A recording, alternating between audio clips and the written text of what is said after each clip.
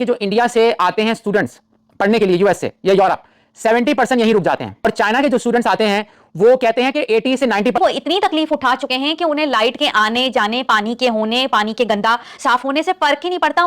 Welcome two movie review सुबह शाम। और आज हम आपके लिए लाए हैं एक और मूवी का रिव्यू। जैसे कि आपको पता है कि SRK यानी हमारे फेवरेट शाहरुख खान को नेशनल अवार्ड मिला है और वो मूवी है जवान के लिए। इसके अलावा भी ऐसी मूवीज थी जिन पर शाहरुख खान को नेशनल अवार्ड मिलना चाहिए था। जी हाँ, मिलना चाहिए था। इसी वजह से हमने एक मूवी देखी है और वो है स्वदेश। यस। स्वदेश जब आई थी, सुबह मेरी उम्र 24 थी और आपकी एज ना बताएं तो अच्छा है। मैंने बिल्कुल नहीं बताई है। चलें, आप ना बताएं, मैं बता देता हूं। मैं आपसे छोटी हूँ, बस इतना पता है। हाँ, बहुत छोटी हैं, बिल्कुल बहुत छोटी हैं। तो 24 की मेरी एज थी, मैंने उस जमाने में ये फिल्म देखी थी और मुझे बहुत पसंद आई थी। मगर मुझे लगा कि SRK के लिए कोई एक और मूवी देखी जाए। वो कौन सी देखी जाए?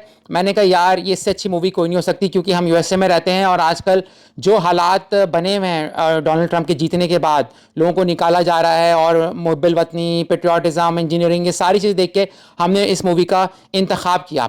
मूवी की स्टोरी बहुत सिंपल है मगर बहुत टचिंग है कि एक ग्लोबल प्रेसिपिटेशन मेजरमेंट मिशन है जो कि एक जापानीज़ एजेंसी है और नासा जो USA की स्पेस एजेंसी है। दोनों का एक मुश्तरका ये मिशन है जो दुनिया भर में बारिश और आइस की मेजरमेंट करता है या स्नो की मेजरमेंट करता है।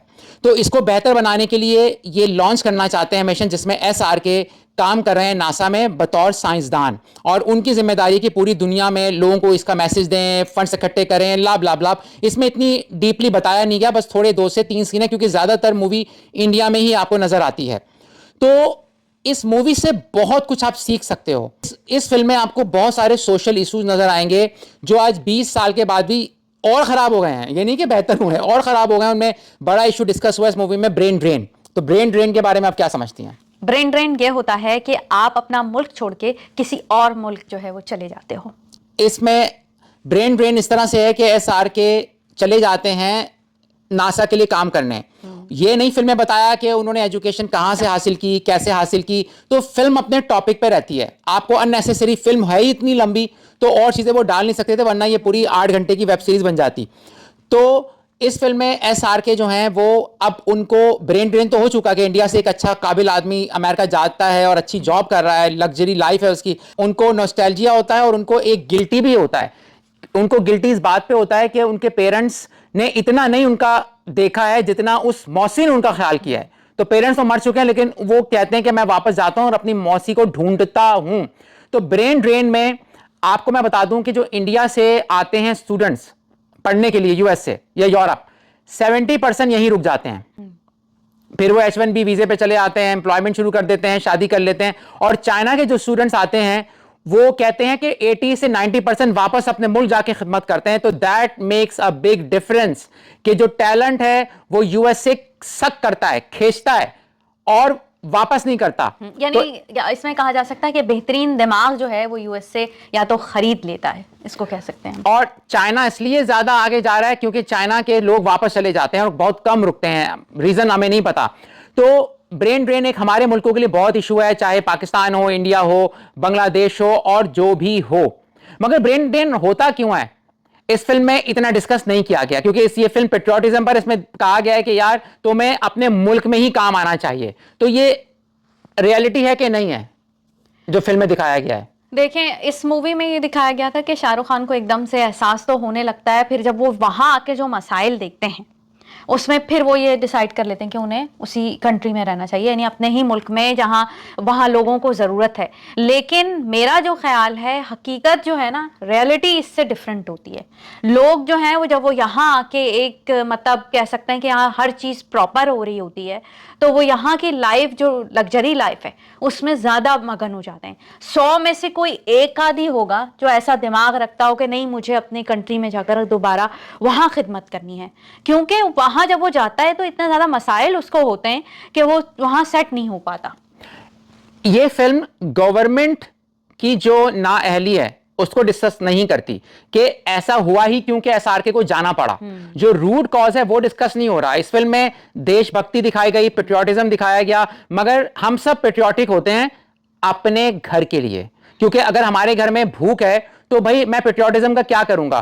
तो इस फिल्म को मैं इस तरह से देखता हूं कि फिल्मों में तो बहुत अच्छा लगता है, आखिर में वो डिस्क्लेमर दे देते ना कि ये फिल्म के लिए है, बाकी आप जो अपना फ्यूचर अच्छा समझते हो बच्चों के लिए वो करो, तो जाहिर सी बात है फिल्म में मजाक हो जाता, फिल्म फेल हो जाती।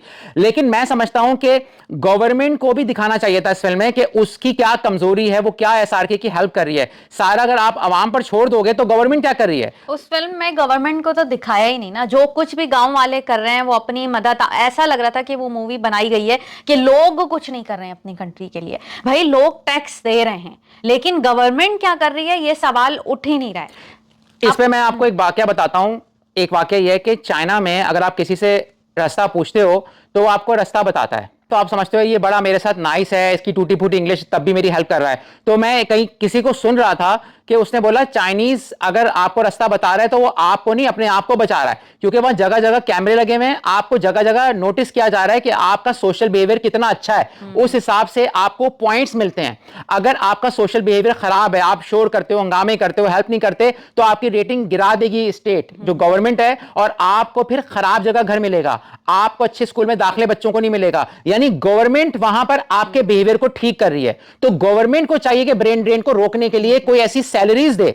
मैं अगर जब साइंसदानों के शोज देखता हूं तो ज्यादातर साइंटिस्ट 50% जो है वो बाहर कंट्री से यूएसए में आए हुए हैं। क्यों आए हुए हैं? क्योंकि यूएसए उनको अच्छी सैलरी दे रहा है। यही सैलरी अगर हमारे मुल्क वाली गवर्नमेंट दे, वो तो डिस्कस ही नहीं हुआ। यानी जो रूट कॉज है, जो हुकूमत का काम है, वो अब आवाम करेगी। तो एक आग कर सकता है एसआरके वाला, वो भी फिल्म में। लेकिन दूसरा उन्होंने जो बिजली बनाई गांव में, तो ऐसा होता है कि कंट्री में जब कोई इतना बड़ा काम कर लेता है तो और गवर्नमेंट टैक्स लेने आ जाएगी, वो कह देगी कि आपने पानी कैसे इस्तेमाल कर लिया। ये नहीं दिखाया जा रहा है कि आपके और मुश्किलात खड़ी कर देती है ऐसे। हाँ, ये भी है कि अगर कुछ लोग इस तरह के कदम उठाते हैं, चलो कि हमारी जिम्मेदारी है, हमारा कंट्री, हमारा मुल्क, हमारी जिम्मेदारी है, लेकिन उनको मसाइल कितने सामने करने पड़ते हैं। ऐसे लोगों को लोग जिंदा कहाँ छोड़ते हैं, ये भी है। सब गुडी गुडी है इस फिल्म में, लेकिन रियलिटी डिफरेंट है। हाँ। हम ये नहीं कह रहे कि नहीं करना चाहिए, भाई जिसका दिल चाह रहा है अपने मुल्क में जाए और काम करे, लेकिन उसको जो मुश्किलात होंगी ना, कि जब उसको भूख लगेगी, लाइट ही नहीं होगी, ऑनलाइन ऑर्डर दे दे। ऑनलाइन ऑर्डर कहां दे सकता है वो? जो हम लोग आसानी हो गई है, आपको साफ पानी मिलता है, साफ बिजली मिलती है, ये सब चीजें आपका कंट्री करेगा तो ब्रेन ड्रेन नहीं होगा। तो ये इंपॉर्टेंट बात है। दूसरा, इस मूवी में एक अच्छी चीज दिखाई गई है कि जो बताया गया कि जो अमेरिकन को मैथ्स करना कैलकुलेटर पे ही आता है, वैसे वो उतना ब्रेन उनका चलता नहीं, लेकिन वहां की जो स्कूल टीचर जो लड़की है, उसके बाद गायत्री जोशी, हाँ, उसको जबानी वो हिसाब कर सकती है। तो वाकई बात सही है कि इंडियंस इंटेलिजेंट होते हैं और हिसाब में बहुत अच्छे होते हैं, एमएस ऑफिस में बहुत अच्छे होते हैं। तो ये चीज मुझे अच्छी लगी फिल्म में बहुत अच्छे सीन्स हैं, बहुत अच्छे। क्योंकि जो फिल्म बनाने वाला है उसने 2001 में लगान बनाई थी, आयुष गवारकर नाम है उनका, नाम बड़ा मुश्किल है, सॉरी अगर मैंने गलत लिया। तो वो बड़े इंटेलिजेंट है, उन्होंने बड़ी अच्छी फिल्म बनाई है, पता नहीं अब उनको क्या हो गया है। तो वो मुझे सीन अच्छा लगा। गायत्री के बारे में बताएं कि आपने क्या गैस किया था उनको देखकर। अच्छा, मैंने जब फर्स्ट टाइम गायत्री को देखा था तो मैंने ये शाम से कहा, मैंने कहा कि ये ऐसा लग रहा है इसको देख के, एक तो एक्टिंग बहुत अच्छी करी थी। ये जो उनकी भी मेरे ख्याल में ये फर्स्ट मूवी थी, उन्होंने 2 ही मूवीज की हैं, एक वांटेड की है और एक स्वदेश की है। तो स्वदेश उनकी फर्स्ट मूवी है और उसमें वो इतनी अच्छी एक्टिंग कर रही हैं और दिखने में वो इतनी प्यारी लग रही हैं। तो मैंने ये शाम से कहा कि ये तो लगता है कि ये मिस इंडिया वगैरह रह चुकी होगी, क्योंकि उसकी लुक ही ऐसी थी कि आप उसको देख के कह सकते हो कि ये मिस इंडिया होगी। और जब मैंने सर्च किया तो वाकई वो मिस इंडिया रह चुकी हैं। और अगर जैसे हम दूसरी लड़कियों को देखें, लाइक मुझे लगता है कि प्रियंका और लारा दत्ता, पता नहीं उन्हें, ठीक है लोग समझते हैं कि प्रियंका बहुत ब्यूटीफुल हैं, टैलेंटेड हैं बहुत ज्यादा, लेकिन मुझे पता नहीं क्यों लगता है, आपको लगता है कि वो मिस वर्ल्ड, मतलब आई थिंक वो रह चुकी हैं कोई मिस इंडिया और मिस यूनिवर्स। देखिए, तो ईमानदारी तो आप कहीं भी नहीं मिलती, हाँ। ऑनेस्टी कहीं नहीं होती। तो हमें क्या लगता है कि जब हर जगह करप्शन है तो क्या ये जो अवार्ड सेरेमनी होती है मिस वर्ल्ड, मिस यूनिवर्स, क्या उसमें बहुत ज्यादा ईमानदारी होती होगी?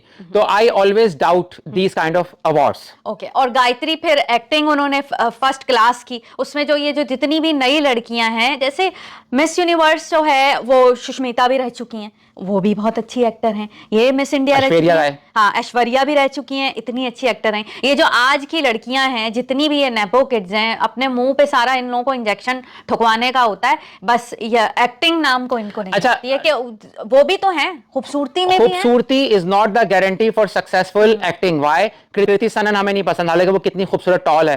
तो लेकिन जो ऐश्वर्या हो गई, सुष्मिता सेन हो गई, ये ना सिर्फ खूबसूरत हैं बल्कि बेहतरीन एक्ट्रेस भी हैं।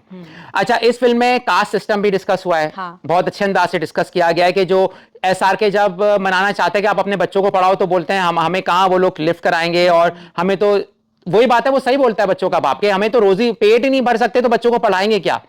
ये बात बिल्कुल सही किया, लेकिन उसका कोई सोल्यूशन नजर नहीं आता। बस फिल्म का कोई टॉपिक यही है कि एसआरके को किसी भी तरह से अमेरिका से इंडिया भिजवाना है, बस ये पर्पस था। हाँ, एक और बात मैं बोलूंगी कि उसमें यह भी दिखाया गया था कि गांव वालों को बस अपना परिवार, परंपरा, इन सब चीजों का ख्याल है। उन्हें ये होश ही नहीं है कि उनके पास जो बुनियादी जरूरतें होती हैं, जो बेसिक नीड्स होती हैं, उन्हें अपने राइट्स ही नहीं पता है, उन्हें अपनी जरूरियात ही नहीं पता। यानी वो इतनी तकलीफ उठा चुके हैं कि उन्हें लाइट के आने जाने, पानी के होने, पानी के गंदा साफ होने से फर्क ही नहीं पड़ता, उनकी सोच ही नहीं जाती। उनका सारा फोकस है हमारा खानदान, हमारी परंपरा, हमारी मर्यादें, वैल्यूज, ये सब कायम होनी चाहिए। इस चीज पे सारा फोकस है, जात पात, खाना पीना, मगर इस बात पे फोकस नहीं है कि आपको बुनियादी जरूरतें, आपके हकूक क्या हैं, आपके राइट्स क्या हैं।